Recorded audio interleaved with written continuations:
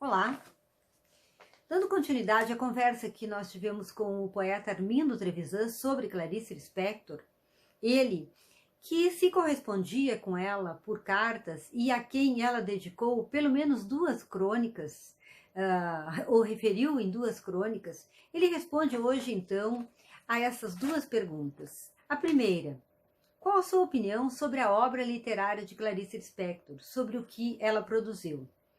A segunda pergunta é: qual a sua opinião sobre a figura humana de Clarice? É possível separar o autor da obra? Armindo Trevisan, que lança neste ano o Diário Poético de uma Pandemia, pela editora Ages, respondeu a essas duas perguntas e nós vamos ouvir o que ele diz agora na sequência.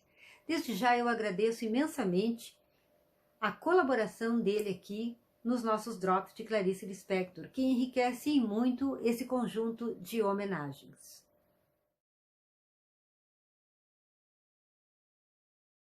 A obra da Clarice Lispector, tanto os romances como os contos, é absolutamente única, é absolutamente pessoal, original, de uma criatividade espantosa. Conversando com o meu querido e mestre Érico Veríssimo, o Érico chegou um dia a me dizer que ele achava que os únicos gênios do Brasil eram o Guimarães Rosa e a Clarice Lispector.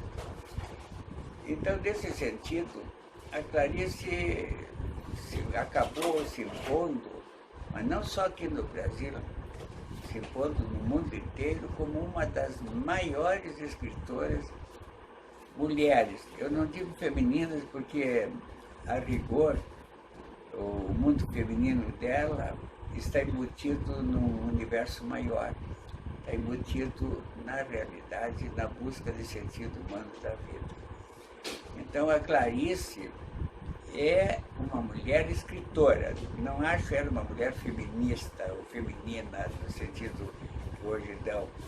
E ela constituiu uma obra que, em determinados momentos, escapa até da nossa compreensão.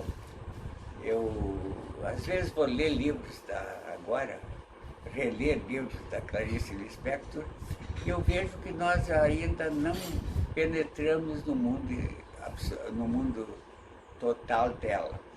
É uma escritora que vai ser compreendida à medida que o mundo nosso for evoluindo, os grandes problemas forem, digamos, se esclarecendo mais, mas basicamente, o grande problema da Clarice Lispector é o seguinte: já que o homem tem uma preciosidade única, uma vida consciente, o fenômeno da morte é um fenômeno inexplicável. Então, a Clarice Lispector lutou toda a vida para tentar descobrir o segredo da morte e a possibilidade de uma sobrevivência após a morte. Esse era o grande problema que ela tinha e que, por mais que a gente queira literalizar a obra dela, não se impõe. A obra dela é fundamentalmente uma pergunta sobre o destino humano e qual é a resposta mais profunda a isso. Ela respeitava muito o cristianismo e se mostrava certa receptividade. Ela não chegou a aderir nunca a uma opção definitiva, embora eu tenha a impressão de que ela foi cada vez mais se aproximando das suas raízes, vamos dizer assim, das suas raízes judias, e foi cada vez mais, vamos dizer assim, se tornando bíblica. Mas creio que ela não chegou a uma definição total. comigo ela aceitava as minhas cartas, as minhas observações que eu mandava, né?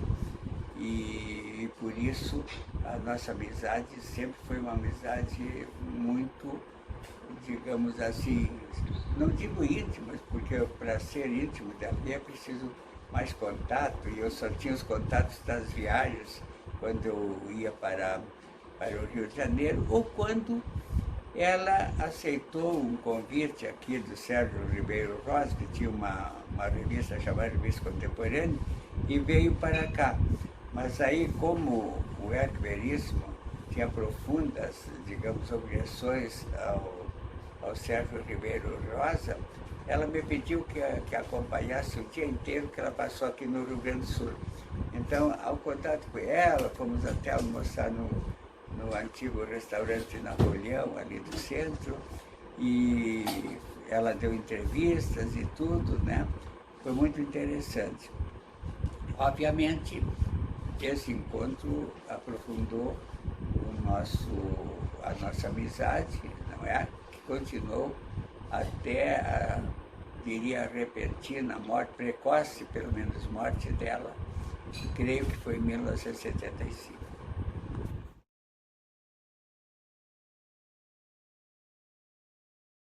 A pessoa humana da Clarice é, de certa maneira, um enigma, porque eu nunca me considerei uma pessoa íntima de um escritor. Posso me considerar uma pessoa íntima do ser humano. Por exemplo, o Mário Quintana.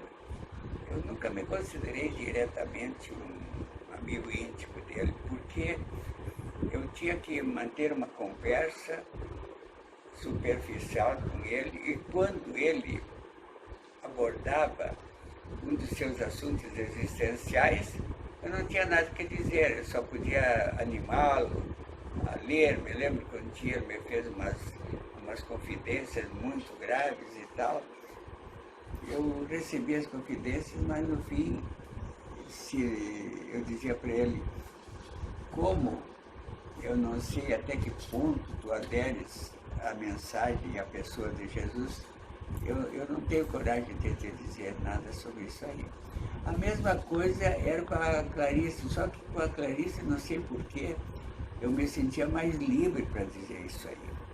Eu animava ela a pensar nas suas tradições judaicas, dos profetas e tudo, e como Cristo era a consumação de uma revelação que tinha começado no Gênesis e que terminava no Apocalipse. E ela não se mostrava fechada a isso, ela não me respondia com agressões ou com grandes objeções. Ela ficava pensando nisso, refletindo e remoendo dentro do seu mundo pessoal. Era como vocês veem, era uma pessoa de difícil contato humano, mas terna, afetuosa, gentil, até digo que chegava a ser carinhosa, né? Mas a maneira dela, discreta, um tanto, digamos assim, longínquo da gente, sem, digamos assim, expressões afetivas exageradas, mas, quando era o caso, ela expressava a sua gratidão. Me lembro de uma carta que eu mandei para ela, que a tocou de maneira especial, e ela me escreveu dizendo que ela tinha passado momentos muito difíceis e que andava com a minha carta na bolsa dela, e que de vez em quando ela lia e isso dava ânimo, sabendo que tinha um amigo que a compreendia e que apoiava, que rezava por ela. Ela, por exemplo, não sei até que ponto ela mesma fizesse orações, mas ela valorizava as orações que eu dizia que fazia por ela. Pessoa realmente notável. Pessoa absolutamente excepcional, mas muito sofrido.